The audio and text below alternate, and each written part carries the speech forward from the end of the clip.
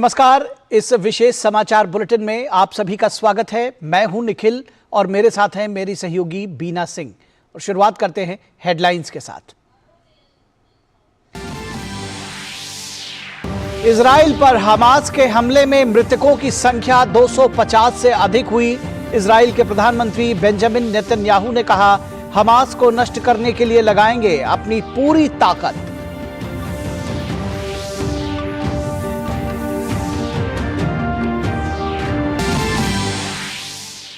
Israel पर Hamas के हमले के बाद मध्य पूर्व की स्थिति पर चर्चा के लिए संयुक्त राष्ट्र सुरक्षा परिषद का आज अहम सत्र।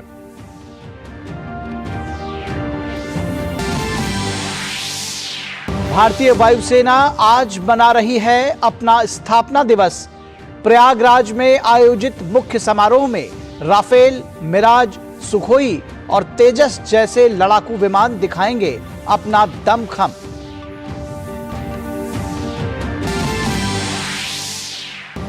सिक्किम में अचानक आई बाढ़ से हुए नुकसान का आकलन करने के लिए अंतर मंत्रालयी समिति आज से राज्य का करेगी दौरा। मृतकों की संख्या बढ़कर हुई 30, दर्जनों अब भी लापता।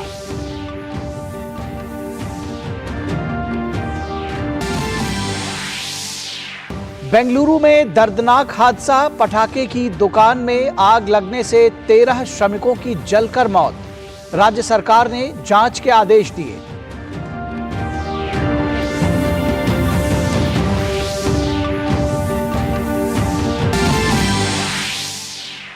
खेल की खबरों में 19वें एशियाई खेलों का समापन आज। चीन के हांगझू में भारत ने ऐतिहासिक प्रदर्शन करते हुए तोड़े सारे रिकॉर्ड। खेलों के इस महाकुंभ में भारत ने 28 स्वर्ण पदकों के साथ कुल 107 पदक झटके। और आईसीसी क्रिकेट विश्व कप में आज भारत की पहली परीक्षा। ऑस्ट्रेलिया के खिलाफ चेन्नई में मैदान पर उतरेगी टीम इंडिया। कल खेले गए मैच में बांग्लादेश ने अफगानिस्तान को हराया। वहीं दक्षिण अफ्रीका ने श्रीलंका के खिलाफ शानदार जीत से की विश्व कप में अपने अभियान की शुरुआत। और आइए खबरों को विस्तार से देखते हैं। इजराइल और फिलिस्तीन के बीच चल रहा घमासान और तेज हो गया है। इजराइल पर हमास के हमले से अब तक 250 से अधिक लोगों के मारे जाने की खबर है। इजराइल के अलग अलग शहरों में रॉकेट हमलों से जबरदस्त नुकसान हुआ है। कई इमारतों में आग लग गई है। इन हमलों के जवाब में इजराइल ने गजा पट्टी पर हमले किए हैं। इजरायली सेना ने गजा के साथ सीमा क्षेत्र के पास के निवासियों से घर के अंदर रहने का आग्रह किया है। इजराइल ने कहा कि उसने अपनी आयरन डोम रक्षा प्रणाली को सक्रिय कर दिया है। इजराइल के प्रधानमंत्री बेंजामिन नेतन्याहू ने कहा है कि हमास को इसकी कीमत चुकानी होगी। उसे अंदाजा नहीं है कि उसके साथ क्या होने वाला है। हमास के हमलों पर कई देशों ने इजराइल को अपना समर्थन दिया है। इस बीच संयुक्त राष्ट्र सुरक्षा परिषद ने आज एक आपात बैठक बुलाई है। इस क्लोज डोर सेशन में हमास के हमले के बाद मध्य पूर्व की स्थिति पर चर्चा की जाएगी। संयुक्त राष्ट्र महासचिव एंटोनियो गुटेरेस ने इजराइल पर हमले की निंदा की और व्यापक टकराव से बचने के लिए सभी कूटनीतिक प्रयास करने का आग्रह किया है। भारत ने भी इस मुश्किल घड़ी में इजराइल के साथ खड़े रहने की बात कही है। प्रधानमंत्री नरेंद्र मोदी ने सोशल मीडिया पर लिखा कि इजराइल पर हुए आतंकी हमले की खबर से गहरा दुख हुआ है। हमारी संवेदनाएं और प्रार्थनाएं निर्दोष पीड़ितों और उसके परिजनों के साथ हैं। हम इस मुश्किल वक्त में इजराइल के साथ दृढ़ता से खड़े हैं। देशभक्ति, वीरता, साहस और अदम्य शौर्य की प्रतीक भारतीय वायुसेना आज अपना 91वां स्थापना दिवस मना रही है। इस अवसर पर प्रयागराज में एयर शो का आयोजन किया जाएगा। सारंग हेलीकॉप्टर और सूर्य किरण एरोबैटिक की टीम पहली बार संगम पर आसमान में अपना प्रदर्शन करेगी। इस एयर शो में चेतक, चिनूक, डकोटा, तेजस, मिराज, सुखोई 30 और मिग-21 जैसे लड़ाकू विमान भी अपना दमखम दुनिया के सामने पेश करेंगे। इसके साथ ही सुपरसोनिक फाइटर जेट मिग-21 को विदाई दे दी जाएगी। इस ऐतिहासिक अवसर पर वायुसेना प्रमुख air chief marshal V R. Chaudhari नए वायुसेना ध्वज का अनावरण करेंगे। ये ध्वज वायुसेना के मूल्यों को बेहतर रूप से परिलक्षित करेगा। सिक्किम में अचानक आई बाढ़ से हुए नुकसान का आकलन करने के लिए एक अंतर मंत्रालयी समिति आज से राज्य का दौरा करेगी। इस समिति में कृषि, सड़क, परिवहन और राजमार्ग, जल शक्ति, ऊर्जा और वित्त मंत्रालय के अधिकारी शामिल हैं। यह समिति सिक्किम की स्थिति और क्षति का आकलन करने और सहायता देने के लिए राज्य का दौरा करेगी। केंद्र सरकार सिक्किम में स्थिति पर बारीकी से नजर रख रही है और राज्य को सभी आवश्यक सहायता उपलब्ध कराई जा रही है। प्रधानमंत्री और केंद्रीय गृह मंत्री लगातार सिक्किम के मुख्यमंत्री के संपर्क में हैं। आपदाग्रस्त क्षेत्रों में राहत और बचाव कार्य युद्ध स्तर पर चल रहा है। केंद्रीय गृह राज्य मंत्री अजय कुमार मिश्रा ने कल गैंगटोक में ताशीलिंग सचिवालय में सिक्किम के मुख्य सचिव, विभाग, सेना, भारत तिब्बत सीमा पुलिस, सीमा सड़क संगठन, राष्ट्रीय राजमार्ग और अवसंरचना विकास निगम लिमिटेड और NHPC लिमिटेड के साथ एक महत्वपूर्ण बैठक की अध्यक्षता की। वहीं सिक्किम राज्य आपदा प्रबंधन प्राधिकरण ने कहा है कि राज्य में बाढ़ से मृतकों की संख्या 30 तक पहुंच गई है। इनमें भारतीय सेना के 9 जवान शामिल हैं। प्राधिकरण ने कहा है कि 81 व्यक्ति अभी भी लापता हैं। सिक्किम में लोहनाक झील में ग्लेशियर के पिघलने से 4 अक्टूबर को तीस्ता नदी में अचानक बाढ़ आ गई थी। इस बाढ़ में कुल 1320 मकान बुरी तरह से क्षतिग्रस्त हुए थे। बचाव कर्मियों ने 2563 लोगों को सुरक्षित स्थानों पर पहुंचाया। इसके अलावा 26 व्यक्ति घायल हुए थे।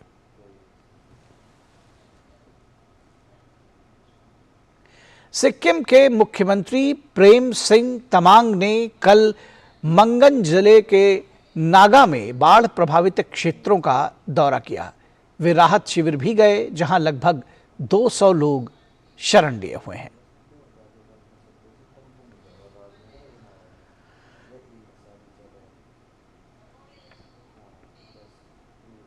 वहीं रक्षा मंत्री राजनाथ सिंह ने सिक्किम में आई बाढ़ में 8 सैन्य कर्मियों सहित कुछ लोगों के मारे जाने पर दुख व्यक्त किया है।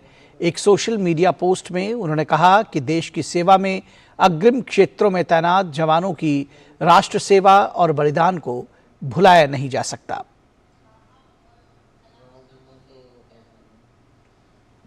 और यहां रुकेंगे एक छोटे से ब्रेक के लिए, कहीं मत जाइएगा, जल्द हाजिर होंगे।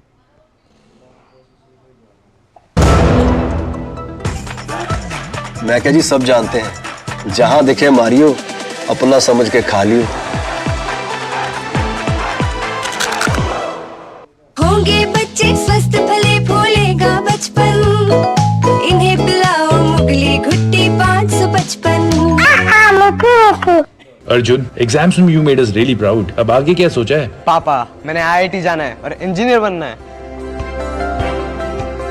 Think IIT, think विद्या मंदिर।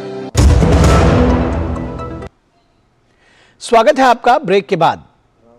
कर्नाटक की राजधानी बेंगलुरु में शनिवार शाम को एक दर्दनाक हादसा हो गया।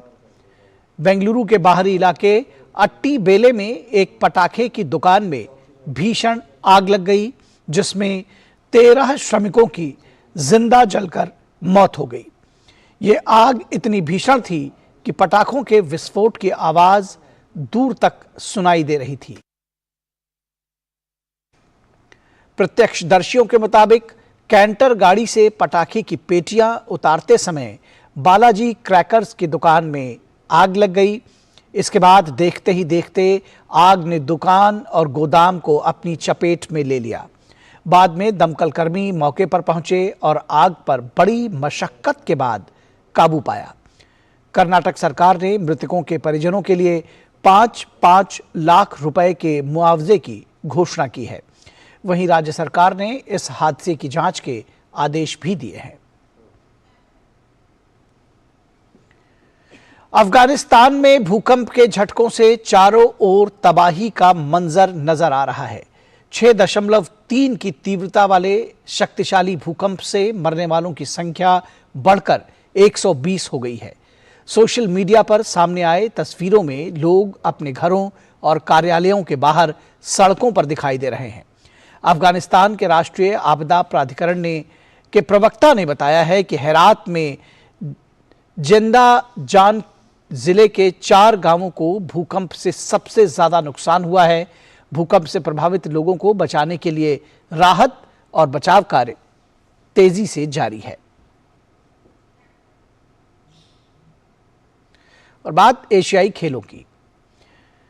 चीन के हांगझू में आयोजित हुए 19वें एशियाई खेलों का आज समापन होगा। एशियाई खेलों के मौजूदा संस्करण में भारत ने अपना सर्वश्रेष्ठ प्रदर्शन करते हुए अपने सफर को खत्म किया है। इन खेलों में भारत ने 28 स्वर्ण सहित 107 पदक अपने नाम कर इतिहास रचा है। ये एशियाई खेलों में भारत का सर्वश्रेष्ठ प्रदर्शन है। शनिवार के दिन भारत ने शानदार प्रदर्शन करते हुए 6 स्वर्ण, 4 रजत और 2 कांस्य पदक सहित कुल 12 पदक जीतने में सफलता पाई। और खबर क्रिकेट के मैदान से। भारतीय टीम क्रिकेट विश्व कप में आज अपने अभियान की शुरुआत करेगी। चेन्नई के एमए चिदंबरम स्टेडियम में टीम इंडिया की भिड़ंत आज ऑस्ट्रेलिया के साथ होगी। टीम इंडिया की कोशिश इस विश्व कप में अपने पहले ही मैच में जीत हासिल कर टूर्नामेंट में विजयी शुरुआत से करने की होगी। विश्व कप के ठीक पहले दोनों टीमें 3 वनडे मैचों की सीरीज भी खेली थी, जिसमें भारतीय टीम ने 2-1 से जीत दर्ज की थी। हालांकि विश्व कप में दोनों ही टीमें अब नई शुरुआत के साथ मैदान पर उतरेंगी। वहीं क्रिकेट विश्व कप में दक्षिण अफ्रीका ने श्रीलंका के खिलाफ जीत के साथ अपने अभियान की शुरुआत की है। अपने पहले मुकाबले में दक्षिण अफ्रीका ने श्रीलंका को 102 रन के बड़े अंतर से हराया। टॉस हारकर पहले बल्लेबाजी करते हुए दक्षिण अफ्रीका ने 50 ओवर में 5 विकेट गंवाकर 428 रन बनाए थे और इस स्कोर तक श्रीलंका की टीम नहीं पहुंच सकी। तो इस समाचार बुलेटिन में बस इतना ही। हमारी पूरी टीम को दीजिए इजाजत। नमस्कार।